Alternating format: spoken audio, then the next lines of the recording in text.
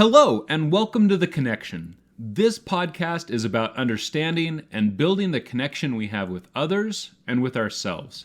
I hope that through this podcast, you will learn to have more joy and fulfillment in your life. I'm your host, Jared Hurst. This week, I want to talk to you about something that's very important to me, and that is finding our purpose and our why in life. For me, a large portion of my life, I felt completely lost. I felt like if I could just figure out what I wanted, what I knew was going to light me up inside and bring me joy and fulfillment, then I could work towards it. But I couldn't work towards it because I could never figure out where I should be going. I had no idea what direction I should be heading. If I really looked at it, it could be argued that I have been trying to figure out my purpose and my why in life for 25 years of my life.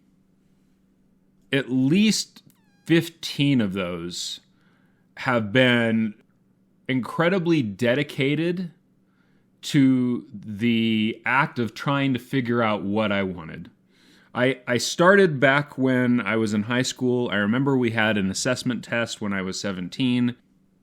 And I realized at that moment that I wanted to have a career that I would love, but I couldn't figure out what it was. And when I did that assessment test, I didn't see why it was recommending the things that it was recommending. It didn't feel like those things were really who I was, and it didn't feel like they were going to be something I was going to feel passionate about.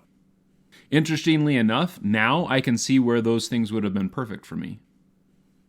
But no regrets. The journey that I've been on in life has been incredible, and there's a lot of things that I've learned that have helped me in ways that I never would have experienced if I wouldn't have had the struggles that I've had. I knew that I wanted to love what I did.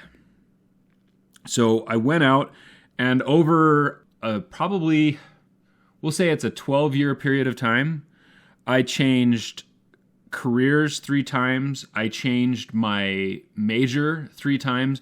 I finally ended up graduating in business and finance simply because it was something I was good at. I knew that it was something that I had a skill set for, and I thought that if it was something I was good at, that I would end up becoming passionate about it and I would love it. The truth is that is not accurate. That's not how passion works. And I'll talk to you a little bit about passion here in a moment.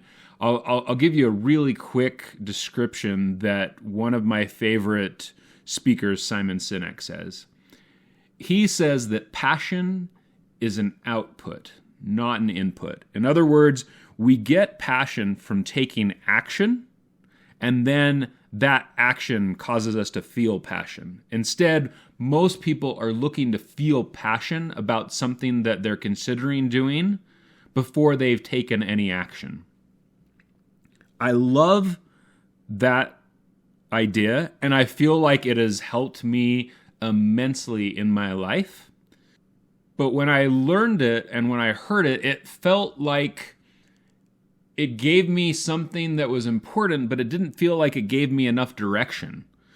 It felt like all I needed to do was go take action, but I didn't know what to take action on. How was I supposed to know what I should take action on?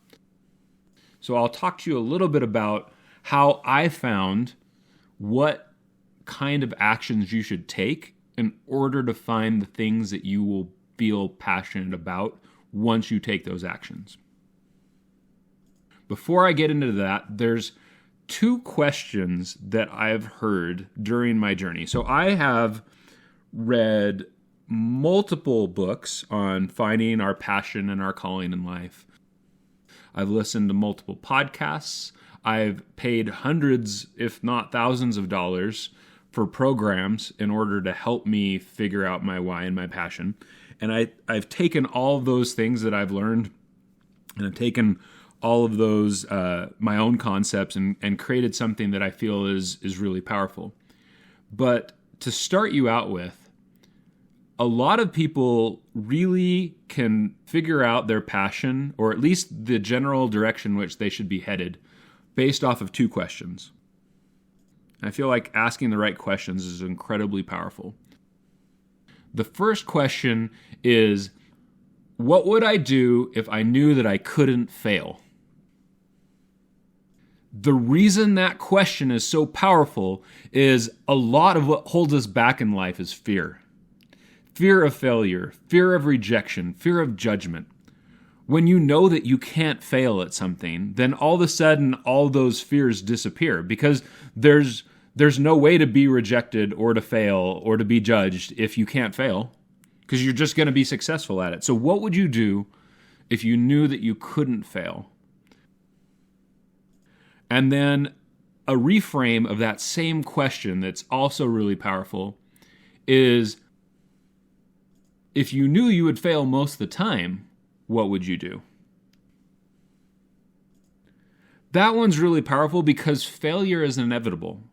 We are not going to have success, and when I say success, I mean the result that we want to have 100% of the time that we take action.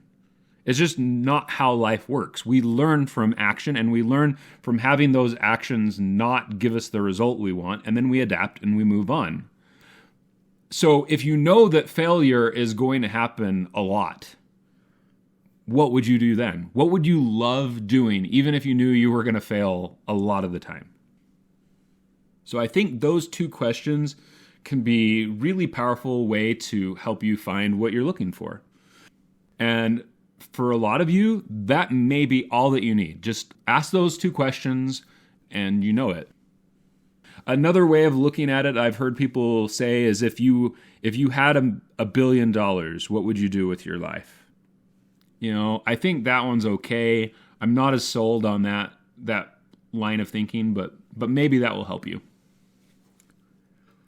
Here's what really helped me and really helped me turn my life around. I believe that emotions are a formula. That when I have certain ingredients, those ingredients create an emotional state. Those ingredients could be certain thoughts. It could be certain actions. It could be the way we breathe. It could be the way that we talk. There's different things that help us get into various emotional states, okay? And I believe that when you passion has a formula as well. And I believe that the formula for passion is doing things that make you feel energized. Things that cause you to feel excitement and enthusiasm. And having the reason why you are doing that thing be something that you believe in. Have it be something that aligns with your value system. So if I am doing something and I'm doing it and I know why I'm doing it, and the reason why I'm doing it is something that resonates with me, that is important to me, that aligns with my values, then that belief in what you're doing, combined with those things that make you feel energetic, causes passion. Because passion is very close to enthusiasm and excitement. I think the difference is that when we tie it into something that we have of meaning, something that brings us purpose and fulfillment, then it takes it from excitement to passion. The question you might be asking yourself, and the question that I asked myself at one point, was, what energizes me? What lights me up inside? What's going to help me get to that point where I feel passionate? It took me a long time to take what I'm about to teach you and combine it with other elements in order for me to be able to create passion around things.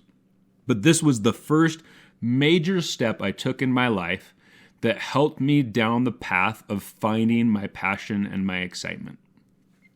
I've split this episode into 2 segments. Segment number 2 is currently available on my podcast, so go ahead and tune in to the next segment now.